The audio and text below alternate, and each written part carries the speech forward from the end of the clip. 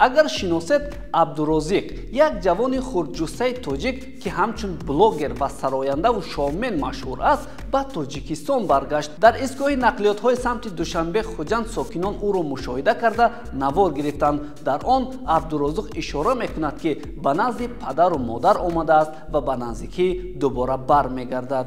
کجا برگشتین؟ دبی. نه اومدین؟ کجا نصب بشه میره؟ خونه خطیش همراه پدر. ولی با کی نصب بشه طرف میره؟ انشالله بعد رمضان. همه تین جوخی؟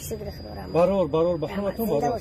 سلامت بشه. اگر به صفحه اینستاگرام عبدالرازق نگاه کنید او همیشه در مد نظر اکثر شخصیت های نامی بوده در برنامه ها و چاره‌بینی های بین المللی مهمان خاص است. طول چند وقت است که عبدالرازق در هندوستان بود و لحظه های رنگینی را پیوسته با ابونچیان خود تقسیم میکرد. بعد از بازگشت او به تاجیکستان یک گروه از جوانان به دیدار او آمده حتی به او سپاسنامه سپاریدند. میدانید سپاسنامه برای چی؟ زیرا او در صحنه های بلند جهانی من تاجیکم از تاجیکستانم گویان با افتخار حرف میزند و در صحنه های بزرگ جهانی با پوشیدن طاقه تاجیکانه به فرهنگ و هنر نیاگان خود ارج میگذاشته.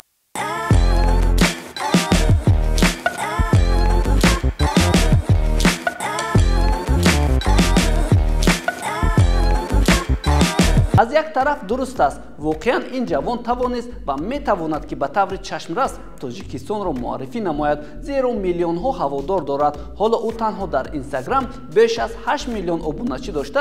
به نزدیکی از طرف یوتیوب به کانال او نشان طلایی نیز دادند. این نشان برای آن صفحه‌ای داده می شود که در یوتیوب بیش از 1 میلیون ابونچی جمع می‌آورند و عبدالرازق هم به این دستاورد نائل گشته است.